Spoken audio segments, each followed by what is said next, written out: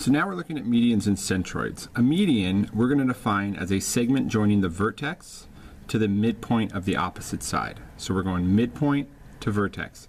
Nothing here about perpendicular, nothing about bisecting angles, just purely a midpoint to the opposite side. The other place you might see the median is when you look on the middle of the road. That's the place with like the landscaping in between the two directions on the road. We can take that kind of approach here because this triangle almost looks like a road going off into the distance, and that median is the line down the middle. So it's that median of our road going off in the distance. Now, three medians do meet at a point. We're going to call this the centroid. So when we look at our diagram here, point P is the centroid, where our medians would be CD, AE, and BF. The centroid is between point P. Now we need to figure out the properties that come with it. Now we already have midpoints around the outside, so that's not really a new part, but let's look here. I have a triangle. In the triangle I did the medians, and now I have a centroid off the point there. So I need to look at some measurements that I have. So I'm going to measure between some segments. So I'm going to go the vertex, not the vertex, the side to the centroid, and then the centroid to the vertex. And I'll do the same for these two. And then as I start moving them around, we notice some things. Now, it's 3.2 and 6.41. We'll just think of it as 6.4. If you doubled 3.2, it's 6.4. 2.34 doubles to be 4.68, which by rounding, keep in mind we're kind of rounding here, it comes out to be about twice that. So as we move this around, we notice that the distance from the side to the centroid and the distance from the centroid to the vertex, you're doubling it as you're going through. So now, what if I measured the distance from the side to the centroid and then went the entire length of the median? In this case, this value now, FA, the whole thing, is 3 times the amount of the little part. So that would be the single part plus the doubled together. It would be 3 times that. And we're going to use those rules to help us. So I'm just going to pick one median to look at here. We'll look at CD. So I know that DP is equal to, I don't need that line there, DP is equal to 1/2 of CP because we double this to match. I would also say that DP is 1/3 of the whole thing, CD. Then CP and the whole thing, it's not 1/3, it's the other portion, so it would be 2/3. So this distance from the vertex to the side, we split up. Remember, the centroid is always closer to the side than the vertex, and there's a 1/3 to 2/3 relationship, and that depends on where the centroid is, and we can start to solve values for that, which we'll look at in a second. So first off, I have JKL is my triangle, JK is 22, KN is 13, and OL is 18.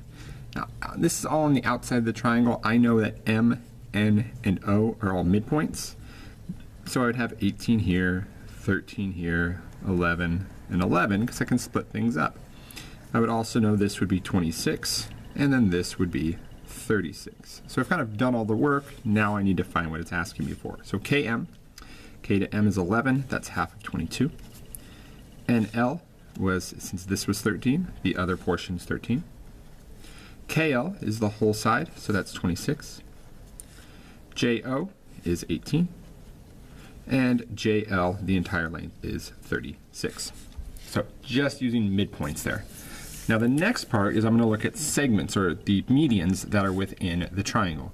So SV and VR are on the same median. So I'm just going to redraw SVR on the outside, just to kind of get rid of the distracting information. Now if I look at it, V, the centroid, is closer to the side. So I'm going to make sure I put it closer there. And we have a 1/3, 2/3 ratio. So if I know that SR, the whole thing, is 21, I need to find the two smaller portions. Now I can divide it by 3, gives me 7, if this is 7, then we can double it to get the other part, 14, or just say 21 minus 7 is 14. So SV is 7, VR is 14.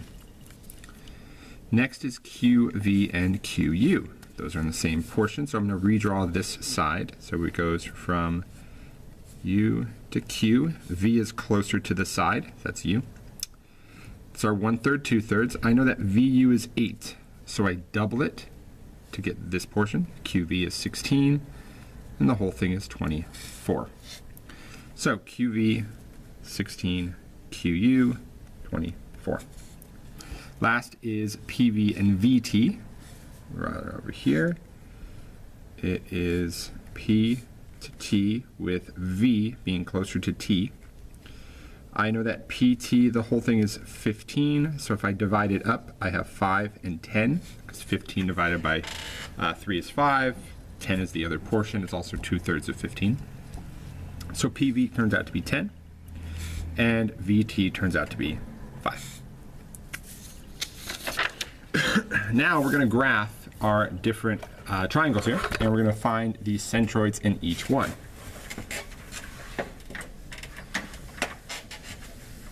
So we start with a right triangle, loud noise. All right, in our right triangle, we're going to find midpoints. Now I do have midpoint formula as an option. x1 plus x2 over 2, y1 plus y2 over 2. Plug in the points, it gives you the midpoint, but I'm gonna look kind of a different way, kind of count things off to get to it. This is always your backup if you need to solve, but let's kind of look at it in a different way, see if we can find some patterns. So, I start with this bottom side. It is from -1 to -9. It is 8 boxes. So half of it is 4.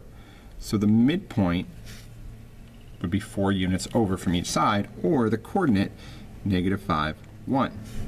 Same thing happens here. It goes up 8, so I go up half of it, I go up 4, and that gives me the point -1, 5. Now off of each of those, I can draw my median.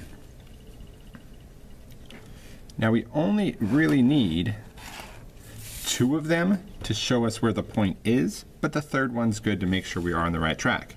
So this line goes over 8, up 8. If I do half of that, I would do half of the distance and I would get to the midpoint. So if I went over 4 and up 4, it hits at this point. Now when I count and do half, it should still be on the line. The midpoint is on the line itself. So now by connecting that median, I get my point, and here is my centroid. Now, what coordinate that actually is, it is -3 2/3, +3 2/3. Now, how I know that, I'll show you at the end, but that at least shows us our point that we calculated. It's in between the coordinates, but that is the actual answer. We'll get to that. Let's go to our next triangle. So it's not a right triangle now, but we need to look through at the patterns that we have. So I go down 6 over 2 for this one. So I'm going to go down 3 over 1. There's my midpoint. I can draw one median here. Then for this side, it goes up 2 over 6. Which actually, going back a minute ago, I said that these were not right triangles. This is actually a right angle here because they have perpendicular slopes, but hopefully you caught that. So it goes up 2 over 6. I'm going to go up 1 over 3. There is my point. I'm going to draw my median.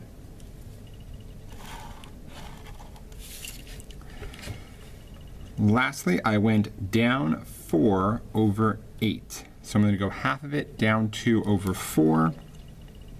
There's our midpoint.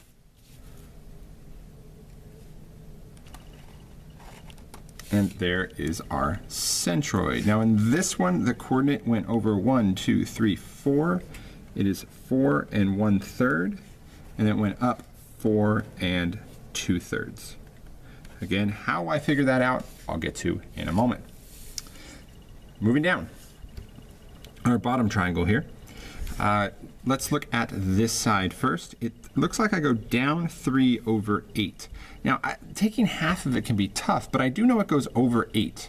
That's an even number. So I know it at least goes over 4, and it has to hit at the line. So if I just go over half the distance, it still hits at this point, and that actually is going down 1/2, which is half of 3.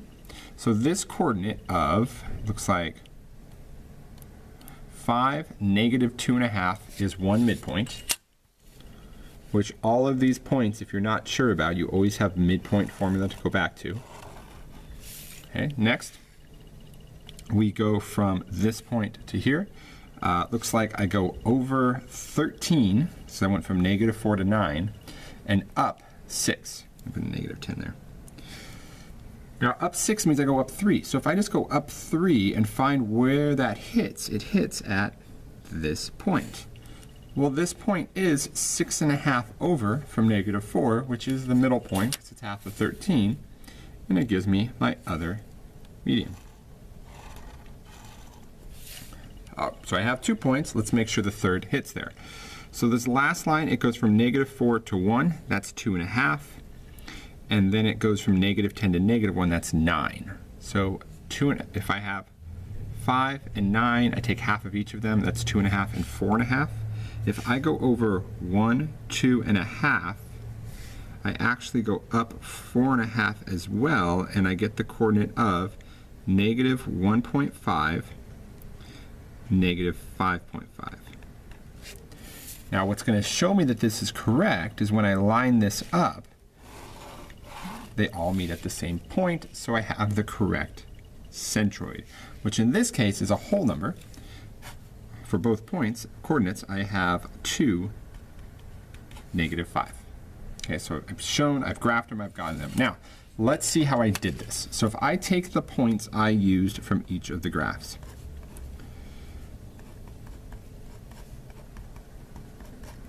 so let's rewrite them down here. Because we can always go through and we can find these points, we can draw them, but sometimes they're not whole numbers. Sometimes they're not nice values, and we kind of sit in the middle of a coordinate. We want to figure out a nice way to get to it. So what I did is I got answers of -3 2/3, 3 2/3, 4 1/3, 4 2/3, and then 2 -5. So by the magic mathematical powers I have, I got to this. Now, what I want you to see, -3 2/3 is -11/3. 3 2/3 is 11/3. Here, 4 1/3 is 13/3. 4 2/3 is 14/3. 2 and 5, well, just 2 and 5, they're also 6/3 and -15/3. So this is the same values as I used to get to it, but what I'm doing with these points, if you see it, -1, -1, -9 is -11. If I divide that by 3, it gives me my point. 9, 1, 1 is 11. Divide that by 3, it gives me my point. I'm finding the average of all 3 points, and that's what the centroid actually is in a triangle. So we used midpoint to find the middle of 2 points, but when you find the average of all 3 points of a triangle, you get the centroid. Hope that helps.